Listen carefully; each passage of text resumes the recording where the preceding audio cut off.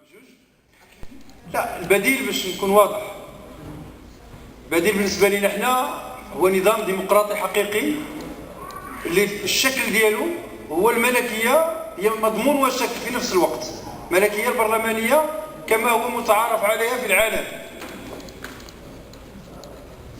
واضح. النقطة يعني واش ديمقراطية بروليتارية، احنا اللي بغيناه هو نوضعوا واحد القواعد سليمة للتنافس الديمقراطي الحر والنزيه امام كل الاحزاب اللي كتمثل كل الطبقات. يعني ضروري ما يكون احزاب ديال برجوازيه، ولكن هذه الاحزاب ماشي غادي تكون محميه، لان ما كايناش احزاب ليبراليه في المغرب، كاين احزاب ديال الفساد ديال النهب المال العام. كاين مشكل بحال البلدان المتقدمه، كاين اليمين وكاين اليسار وكاين الوسط وكيتنافسوا، واللي كيحكم. هكذا نريد. احنا بديلنا كذلك على المستوى العالمي، احنا نتفاعل، اسمعني يا الاستاذ، نتفاعل مع كل القوى ديال اليسار في العالم اللي كيطرحوا بديل اجتماعي جديد على العولمه المتوحشه، عولمه اللي هي فيها التضامن وفيها العداله الاجتماعيه وفيها الكرامه لكل المواطنات والمواطنين. هذا هو اللي كنطرحوه. فيما يخص يعني دورنا، طرح الرفيق شنو هو الدور، باش نكون معكم صريح، اعتقد ان ما وقع من 98 ما كانش بسيط. خروج جزء مهم من القوى الديمقراطيه لطباع الحياه السياسيه كان عنده اثر كبير على التراجع المعركه الديمقراطيه.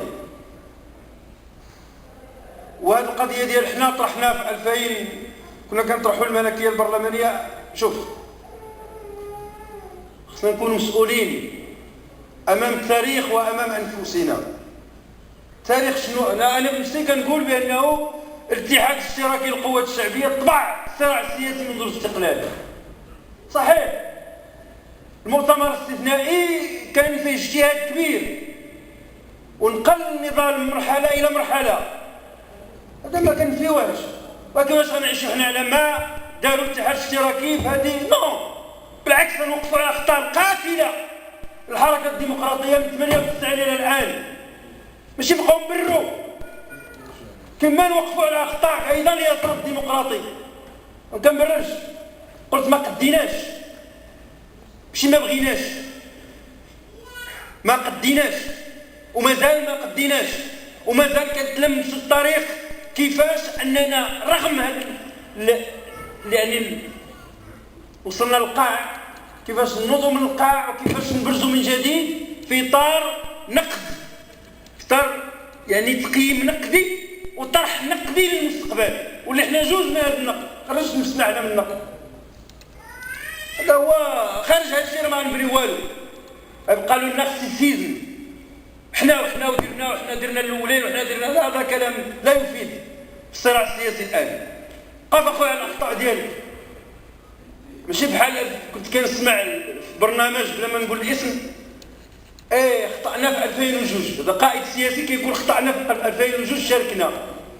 ولكن كلام هذا النوع ثقيل، خصك تبني عليه اشياء جديده اللي تقوم فيها التوجه كامل.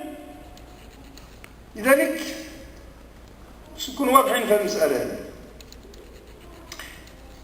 منين قلت حنا عجزنا بمعنى المرحله صعبه، كاين مصداقيه ديال اليسار تهزات.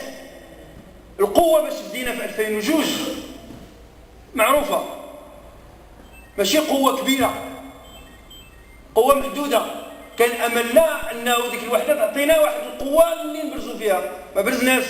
حنا كانت عندنا مشاكل ديالنا معروفه، وكان تجارب مختلفه، وكانت رهانات مختلفه وبانت، كل واحد فين مشى، اللي بقى واللي بقى في المبادئ بقى، واللي ما بقاش ما بقاش. وهذا الشيء اثر علينا كذلك في الصوره الرمزيه ديالنا عن نسبيا شوشات.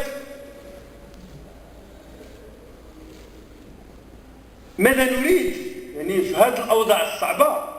انا ما كنقولش الرهان هو الانتخابات الجايه ولا هو، حتى الامد القصير بالنسبه لي ما مطروحش، مطروح الامد المتوسط. يعني كيفاش نديروا استراتيجيه النضال، كاع الاحزاب ولا الفعاليات ولا المناضلين ولا القوى المجتمعيه، كيفاش نتكتلوا الجميع وكيفاش نديروا واحد خطه عمل واللي نبرزوا بها من جديد للامد المتوسط، ماشي للامد القريب لان الوضع صعب.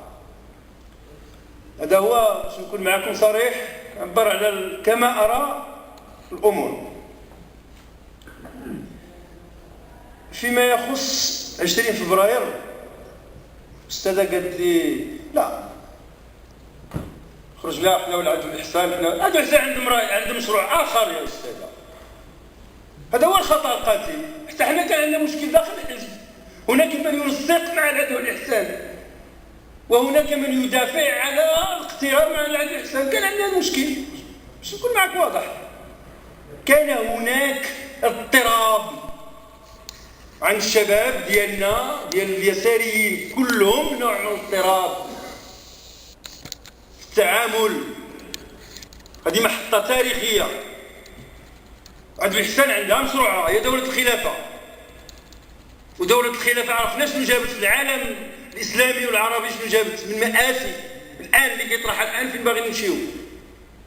وهذا هو اللي قلت خطأ ديالنا كاملين، واللي البعض صحوا، لا البعض كاين اللي ما دخلش فيه. بالنسبه لنا حنا صارعنا هذه النزعه، كان عندنا مجالس وطنيه كنا كندابزوا في المجالس الوطنيه مع بعض الرفاق،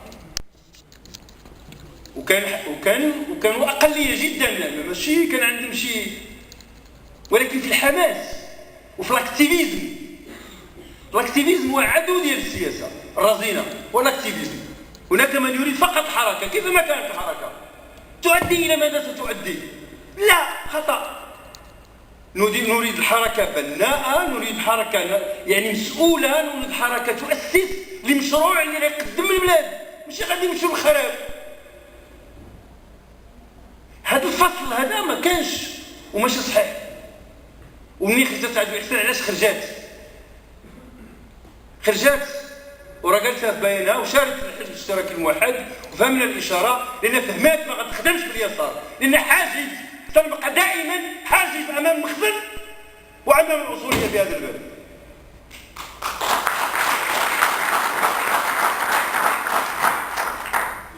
فيما يخص، انا عندي نفس الراي في النهضه، يعني ما عنديش اختلاف في المغرب وفي ما هو عرب.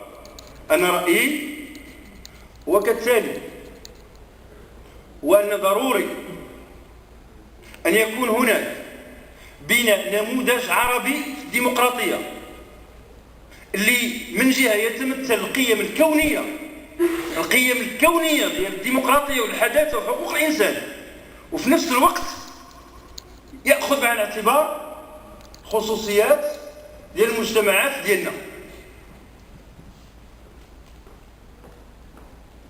مثلا أنا ما كنطرحش مسألة العلمانية هي الحل في المجتمعات العربية بهذا المعنى اللي كتطرح فيه عند البعض، بمعنى أننا غنبنيو نموذج بحال النموذج الفرنسي. هذا وهم اللي كيطرحوه، هذا وهم غير قابل، هذا غير ماشي ممكن تاريخي، عدة اعتبارات. إذن ولكن في نفس الوقت معارض لهذا تحت اسم الخصوصية أن نلغي القيم الكونية. لا، القيم الكونية عندنا 80-90% و10-15%.